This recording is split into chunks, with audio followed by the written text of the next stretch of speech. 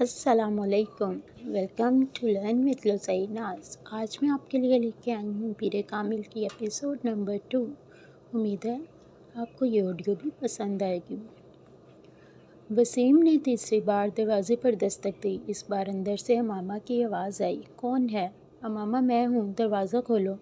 وسیم نے دروازے سے اپنا ہاتھ ہٹاتے ہوئے کہا۔ اندر خاموشی چھا گئی۔ کچھ دیر بعد دروازے کا لاک کھلنے کی آواز آئی۔ وسیم نے دروازے کے ہینڈل کو گھما کر دروازہ کھول دیا۔ امامہ اس کی جانب پشت کیے اپنے بیڈ پر بیٹھی۔ تمہیں اس وقت کیا کام آن پڑا مجھ سے؟ آخر تم نے اتنی جلدی دروازہ کیوں بند کر لیا تھا؟ ابھی تو 10 بجے ہیں۔ وسیم کمرے میں داخل ہوتے ہوئے بولا۔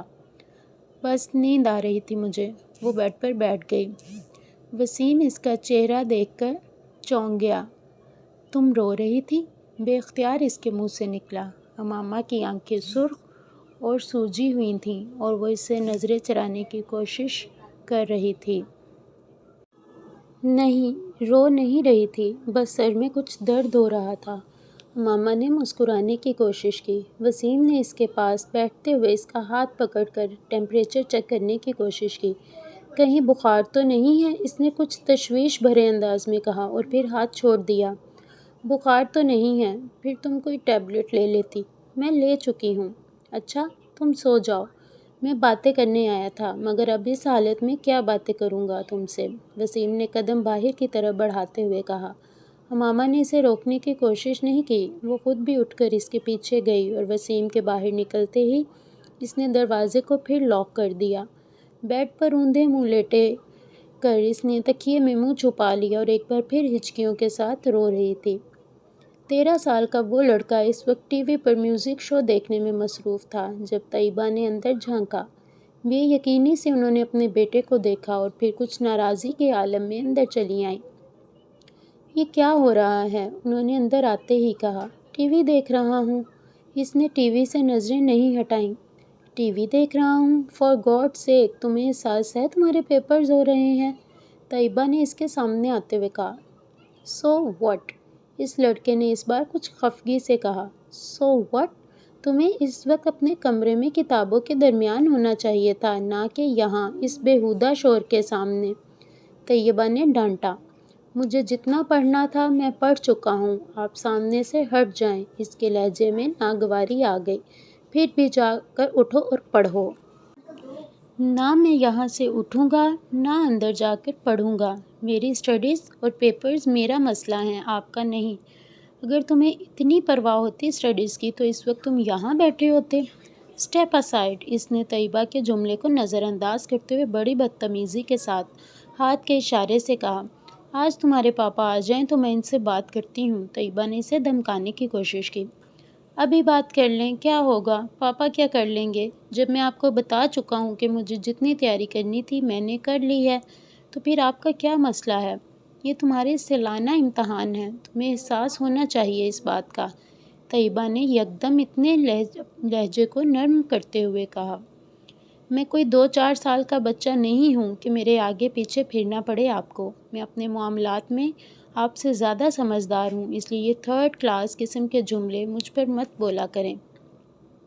ایگزامز ہو رہے ہیں، اسٹڈیز پر دھیان دو۔ اس وقت تمہیں اپنے کمرے میں ہونا چاہیے۔ میں تمہارے فادر سے بات کروں گی۔ واٹ اے ربش! وہ بات کرتے کرتے غصے میں صوفہ سے اٹھ کر کھڑا ہو گیا۔ ہاتھ میں پکڑا ریموٹ اس نے پوری قوت سے سامنے والی دیوار پر دے مارا اور پاؤں چٹکتا ہوا کمرے سے نکل گیا۔ طیبہ کچھ بے بسی اور خفت کے مارے اس کمرے سے باہر نکلتا ہوا دیکھ رہی تھی اس کو۔ فلومینا فرانسس نے اپنے ہاتھ میں پکڑے پیکٹ میز پر رکھتے ہوئے ایک نظر ہال میں دوڑائی۔ پیپر شروع ہونے میں بھی 10 منٹ باقی تھے اور ہال میں موجود اسٹوڈنٹس سالار پر جا ٹھہری۔ 25 اسٹوڈنٹ میں اس وقت وہ واحد اسٹوڈنٹ تھا جو اطمینان سے اپنی کرسی پر ٹانگ پر ٹانگ رکھے بیٹھا تھا۔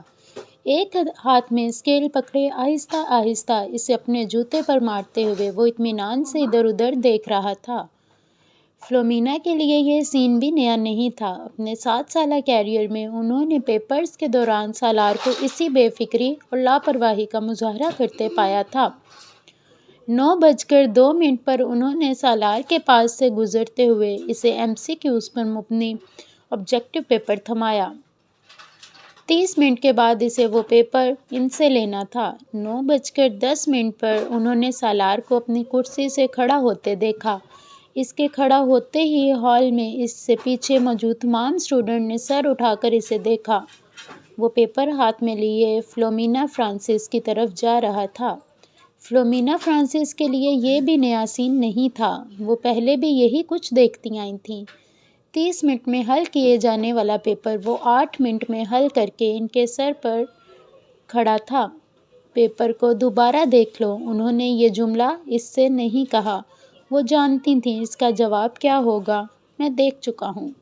وہ اگر اسے ایک بار پھر پیپر دیکھنے پر مجبور کرتیں تو وہ ہمیشہ کی طرح پیپر لے جا کر اپنی کرسی کے ہتھے پر رکھ کر بازو سینے پر لپیٹ کر بیٹھ جاتا۔ انہیں یاد نہیں تھا کبھی اس نے ان کے کہنے پہ پیپر کو دوبارہ چیک کیا ہو، اور وہ یہ تسلیم کرتی تھیں اسے اس کی ضرورت بھی نہیں تھی۔ اس کے پیپر میں کسی ایک بھی غلطی کو ڈھونڈنا بہت مشکل کام تھا۔ انہوں نے ایک ہلکی سی مسکراہٹ کے ساتھ اس کے ہاتھ سے پیپر پکڑ لیا۔ تم جانتے ہو سالار، میری زندگی کی سب سے بڑی تمنا کیا ہے؟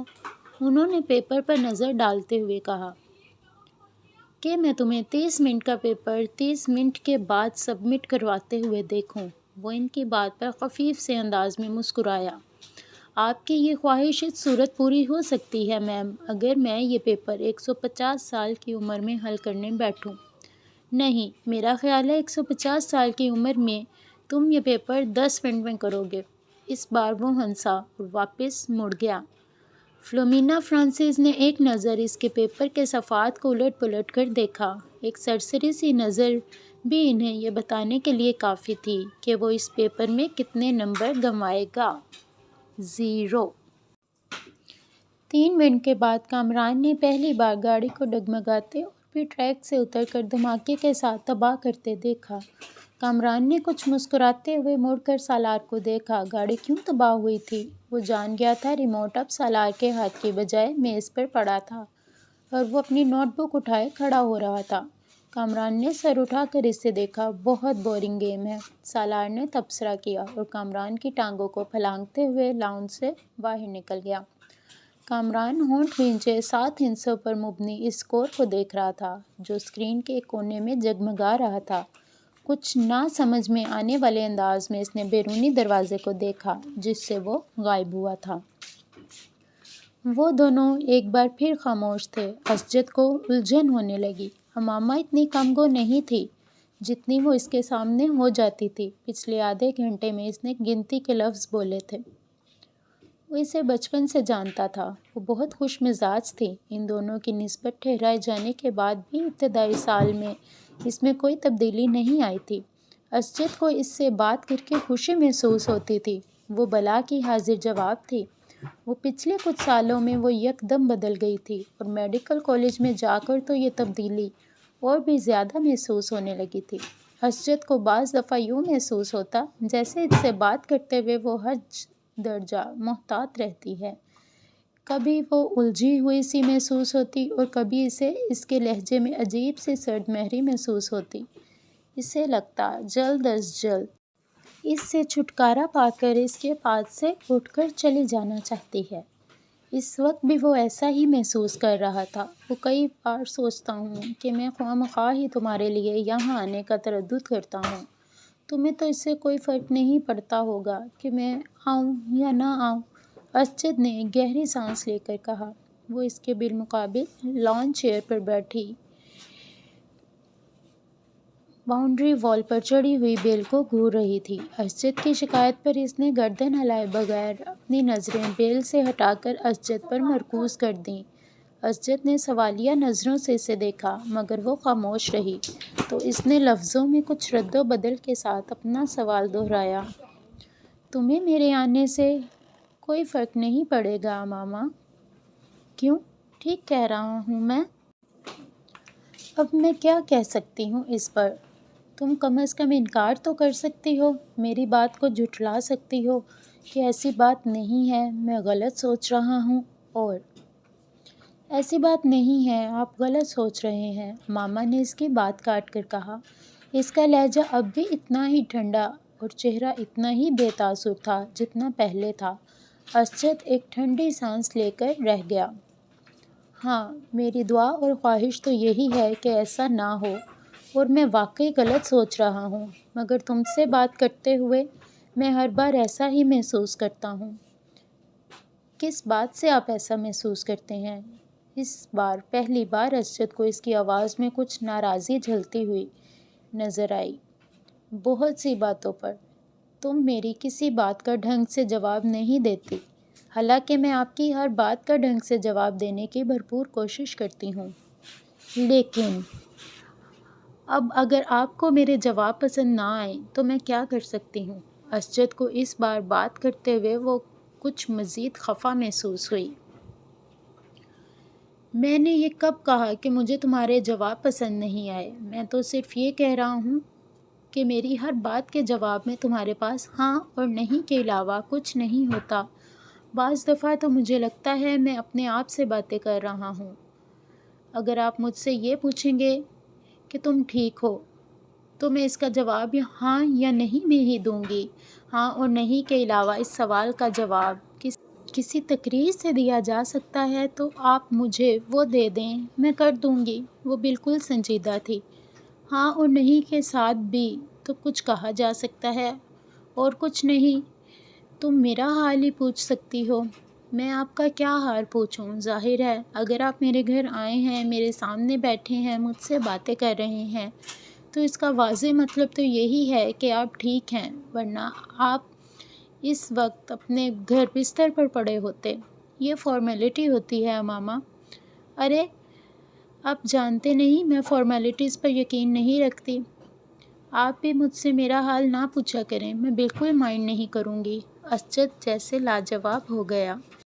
ٹھیک ہے، فارمیلٹیز کو چھوڑو، بندہ کوئی اور بات کر لیتا ہے، کچھ ڈسکس کر لیتا ہے، اپنی مصروفیات کے بارے میں ہی کچھ بتا دیتا ہے۔ اسجد، میں آپ سے کیا ڈسکس کروں؟ آپ بزنس کرتے ہیں، میں میڈیکل کی اسٹوڈنٹ ہوں، آپ سے میں کیا پوچھوں؟ اسٹاک مارکیٹ کی پوزیشن، ٹرینڈ بلش تھا یا بیئرش، انڈیکس میں کتنے پوائنٹس کا اضافہ ہوا، یا اگلی کنسائنمنٹ کہاں بھیج رہے ہیں، اس بار گورنمنٹ نے آپ کو کتنی ریبٹ دی؟ اس کا لہجہ اب بھی اتنا ہی سرد تھا۔ یا آپ سے اناٹمی ڈسکس کروں؟ کون سے عوامل انسان کے جگر کو متاثر کر سکتے ہیں؟ بائی پاس سرجری میں اس سال کون سی تکنیک استعمال کی گئی؟ دل کی دھڑکن بحال کرنے کے لیے کتنے سے کتنے وولٹ کا الیکٹرک شاک دیا جا سکتا ہے؟ تو ہم دونوں کی مصروفیات تو یہ ہیں۔ اب آپ کے بارے میں ڈسکشن سے آپ اور میں محبت اور بے تکلفی کی کون سی منزلیں طے کریں گے، وہ میری سمجھ سے باہر ہے۔ اسجد کا چہرہ سرخ ہو گیا۔ اب وہ اس لمحہ کو کوس رہا تھا جب اس نے ماما سے شکایت کی تھی۔ اور بھی تو مصروفیات ہوتی ہیں انسان کی، اسجد نے قدرے کمزور لہجے میں کہا۔ نہیں، پڑھائی کے علاوہ میری تو کوئی اور مصروفیات نہیں ہیں، ماما نے قطعیت سے سر ہلاتے ہوئے کہا۔ پہلے بھی تو ہم دونوں آپس میں بہت سی باتیں کرتے تھے۔ ماما نے اس کی بات کاٹ دی۔ پہلے کی بات چھوڑیں، اب میں وقت ضائع کرنا افورڈ نہیں کر سکتی۔ حیرت مجھے آپ پر ہو رہی ہے۔ آپ بزنس مین ہو کر اتنی امیچور اور ایموشنل سوچ رکھتے ہیں۔ آپ کو تو خود بہت پریکٹیکل ہونا چاہیے۔ اسجد کچھ بول نہ سکا۔ ہم دونوں کے درمیان جو رشتہ ہے وہ ہم دونوں جانتے ہیں۔ اب اگر آپ میری پریکٹیکل اپروچ کو بے التفاتی، بے نیازی، ناراضی سمجھیں تو میں کیا کر سکتی ہوں؟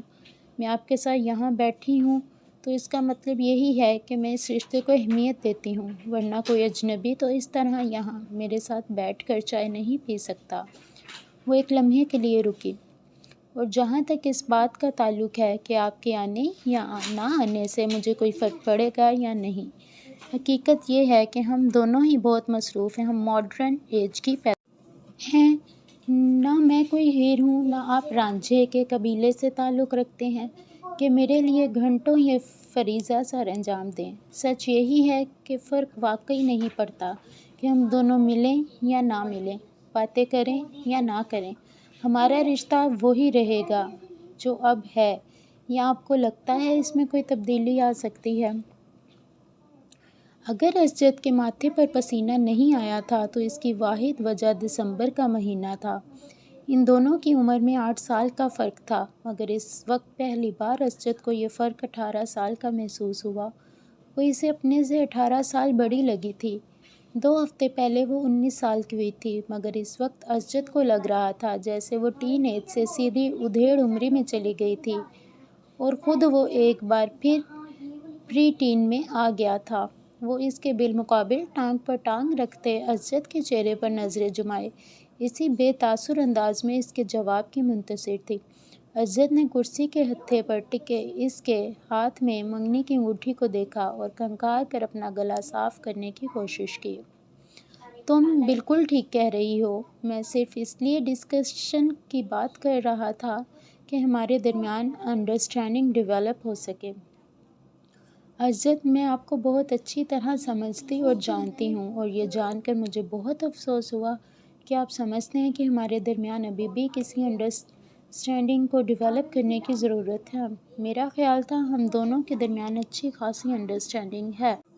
وہ اسجد کا دن نہیں تھا، اسجد نے اعتراف کیا، اور اگر آپ کو یہ خیال ہے کہ اناٹومی اور بزنس کو ڈسکس کر کے ہم کوئی انڈرسٹینڈنگ ڈیولپ کر لیں گے تو ٹھیک ہے، آئندہ ہم یہی ڈسکس کر لیا کریں گے۔ حمامہ کے لہجے میں لاپرواہی کا عنصر واضح تھا۔ تم کو میری بات بری لگی ہے؟ بالکل بھی نہیں، میں کیوں برا مانوں گی؟ اس کے لہجے میں موجود حیرت کے عنصر نے اسجد کو مزید شرمندہ کر دیا۔ شاید میں نے غلط بات کی ہے۔ شاید نہیں، یقیناً، اس نے تینوں لفظوں پر باری باری زور دیتے ہوئے کہا۔ تم جانتی ہو میرے نزدیک یہ رشتہ کتنی اہمیت کا حامل ہے؟ میرے بہت سے خواب ہیں اس رشتے کے حوالے سے، تمہارے حوالے سے۔ اسجد نے گہرا سانس لے کر کہا۔ حمامہ بے تاثر چہرے کے ساتھ اسی بیل کو دیکھ رہی تھی۔ شاید اس لیے میں ضرورت سے زیادہ حساس ہو جاتا ہوں۔ مجھے اس رشتے کے حوالے سے کوئی خوف نہیں ہے۔ میں جانتا ہوں یہ رشتہ ہم دونوں کی مرضی سے ہوا ہے۔ وہ اس کے چہرے پر نظریں جمائے بڑے جذب سے کہہ رہا تھا، اور یکدم ہی اسے ایک بار پھر یہ احساس ہونے لگا تھا جیسے وہ وہاں موجود نہیں تھی، اس کی بات سن نہیں رہی تھی۔ اسجد کو لگا وہ ایک بار پھر خود سے باتیں کر رہا ہے۔